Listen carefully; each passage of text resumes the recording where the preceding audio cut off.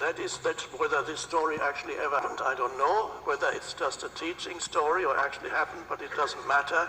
It shows you an extreme form of not being engaged in a story, not engaging in the story making that is ego strengthening. So you can practice that in many, many situations in your life. Refrain from calling up people or telling up people what other people, and tell them about what other people did wrong, or how they failed, how they were deficient, how somebody lied to you, was dishonest, or expressed an objectionable opinion. And then conflict becomes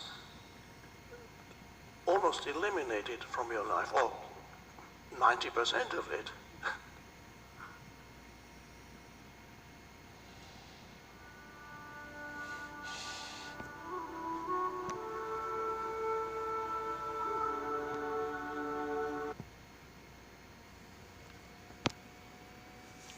Why are so many...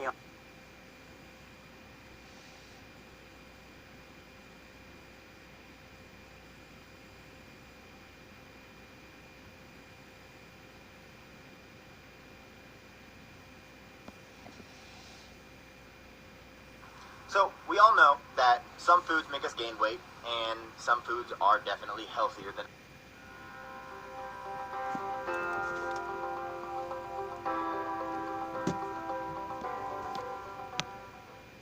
Thank you.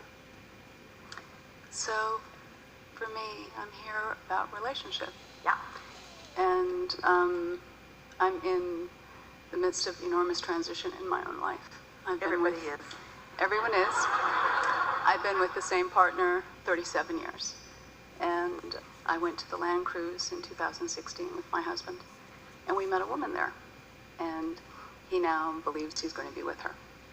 So it's been, this is the first event that I've attended since then, because I was, needless to say, absolutely unprepared and shocked, because he's been the only man I've ever loved.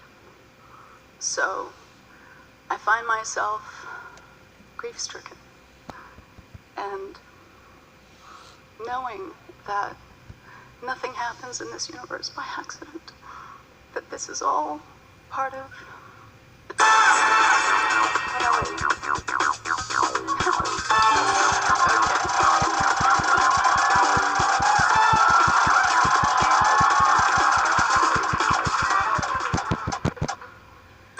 God has a plan. Well, just strike me with grief. No, we have a plan, because we are part of that divinity. So Okay. I know vibrationally something happened in order for that to happen. So I'm required, I believe, to walk another road. But I have been unable to let go. It's understandable. And it's also understandable why you are doing right now what almost everybody does when life is showing them something they don't want. You are observing it and describing it and speculating about it and sort of trying to figure it out and getting nowhere, getting nowhere, getting nowhere, getting nowhere, getting nowhere, getting nowhere. That's why we sort of wanted to interrupt you, because there's such a compulsion, or almost a craving, a tendency in your physicalness, in your humanness, to want to explain where you are. But the thing is, where you are, and we wanted that focus wheel demonstration that we were just doing, we wanted it to help you to see, we wanted to point out to you that where you are is often here and here, which is what you were, in essence, saying to us with hollow words. The words that you were saying to us are not meaningful, because what you're feeling is different from the words. And that's what we mean by saying you got to own it vibrationally. So when you're saying, I know that there's a divine plan, at the same time, you're saying, I know that there's a divine plan, but this divine plan sucks big time. Even though you're acknowledging with your words what you're feeling with your vibration is indignation and wrongdoing and grief. I mean, I have been utterly, it felt like I was being undone. so this is where we began today. Do you want to be undone? I want to be We're asking joyous you a very again. specific question. Do you want to be undone? I must want to be undone because that's what's happening. This is what we want you to hear. You don't want to be undone, but you're doing the things that undo you. But our question to you was, do you want to be undone? Do you want to be devastated? Do you want to be grief-stricken? Do you want to be defeated? Do you want that? No. It's an extreme situation. I don't want this. I do want something else. We're going to chew just a little bit here. If somebody snatches your candy and runs away, you might be mad, but you'd get over it. When they snatch your husband and run away, it feels different. It doesn't feel like something that you want to get over. I do want to get over it, Esther. I really do. So, we look so much alike. So do you think it's too soon? We're asking you, do you think it's too soon for a focus wheel on this? Is she too raw? Is she too grief-stricken? So they think you can do it.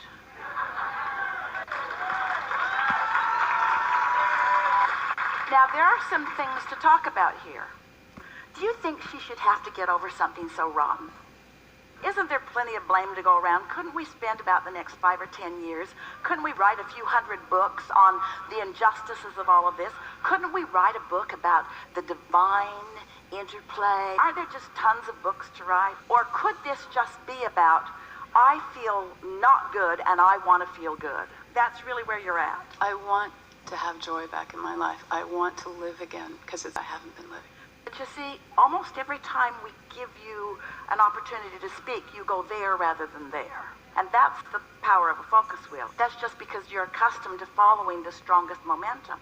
And the strongest momentum on this planet about something like this, you'll hardly ever go anywhere where you'll hear like a talk show host, or if there were a survey sent out to the world and they were to answer, you'll hardly get a consensus ever that says, this is something for you to clean up.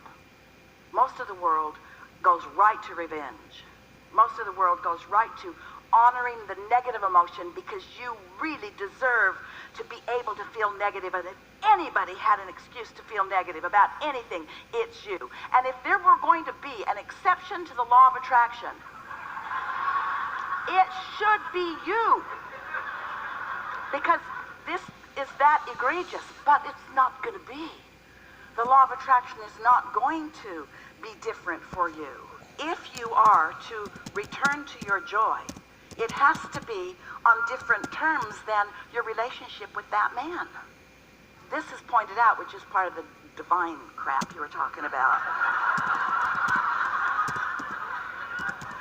Whenever you depend on another human for your stability, they're going to poop out on you eventually. So I've discovered. Jerry croaked. Same difference. He went away. What you're looking for is your joy, as you say. Yes, my stability, my joy, my sense of safety. So all of those things, as you say, your stability and your joy and your sense of safety, those things, so far, you are all tying to that relationship. You've got to find a way of realizing, and if anything should let you know that that was a flawed premise, it's where you now stand. Do you really want to go back to what didn't work last time? Oh yeah, I felt really secure and stable, and then? Yeah, and I'd like to go back and do that again? You don't want to go back and do that again. That's not where it ever was. What's happened here is that your desire for those things has become of paramount importance to you. So let's begin a focus wheel. And let's acknowledge, you acknowledge, because it's your focus wheel, what is the gut-wrenching negative emotion that is most present, most often, most dominant? What is it? Betrayal. Betrayal. Wait, we just asked for one. Well, there are a lot of them that sort of dovetail together, but even more than grief, it's betrayal. It was looking for stability and security in all the wrong places. We get why you do that. It's betrayal. So just sit with that for a moment and feel betrayal. And if you want to play along,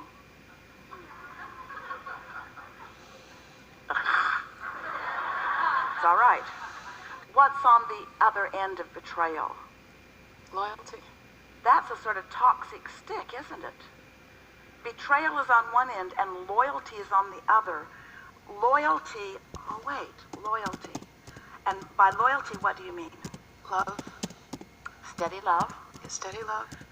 What else does loyalty mean? Honesty to me. Being Yeah. able to truly be yourself. Yeah. And to speak with your voice. Yeah. And what's in your heart. Not So, sneaking around and Yeah, you know. yeah. We know you're talking about him still. But we're talking about your inner being. Let us tell you some things about your inner being. And you let us know if loyalty applies. You said, I'll go forth into my physical body. And your inner being said, I'll stay here and I'll keep an eye on you. Does that sound loyal? You said, I'll go forth and I'll stir up contrast. And from the contrast, sometimes I'll lose my way, but I'll launch rockets of desire. I'll figure out what I want and I'll launch a rocket of desire. And your inner being says, and when you do, I will give it my undivided attention and hold steady on it so that you can find your way back to it. Does that sound loyal? Yes. You said, I'll go into my physical body and I'll explore and I will launch a rocket and become a vibrational version that the rest of me can't keep up with because I've practiced a different vibration. So I'll launch the rocket and your inner being says, and we will focus upon that rocket that you've launched and we will be a point of attraction that all the cooperative components will come to that. And we will give that our undivided attention forevermore while you figure out a way to that. Does that sound like loyalty? No, but it sounds like what I was doing. Say more? Doesn't sound like loyalty? No, it sounds like what I'm doing. Give us more. I'm wanting to work my way there. What does loyalty mean to you? We've never used that word in relationship to your inner being, but it certainly applies. Undivided attention upon you, believing in you no matter where you are, knowing that whatever it is that you want, you can accomplish, and never allowing ourselves to go with you to any doubtful thought that you ever have about anything, about yourself or about anyone else. That's not loyalty? Loyalty to me is loving yourself anyway. Anyway. But you see, there can't be an anyway. When you stick the anyway in, the loyalty goes away.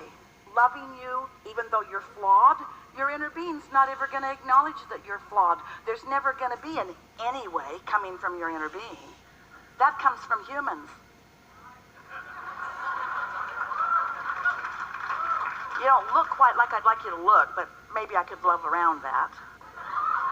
Your inner being gives undivided attention to who you really are. There is no greater form of loyalty.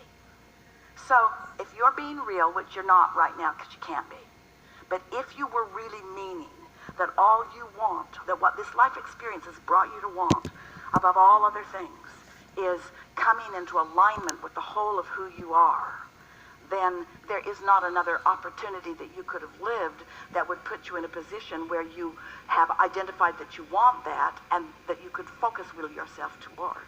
But what happens with most people, and you're giving us this wonderful opportunity to explain this, and because everybody is resonating with where you are about that, they're going to get it too.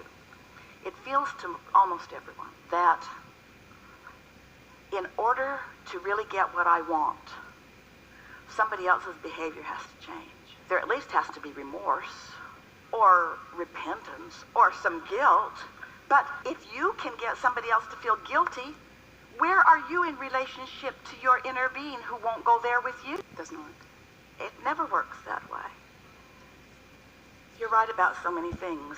Something that you really, really, really, really, really, really, really, really want is the autonomy of alignment with that source that is you.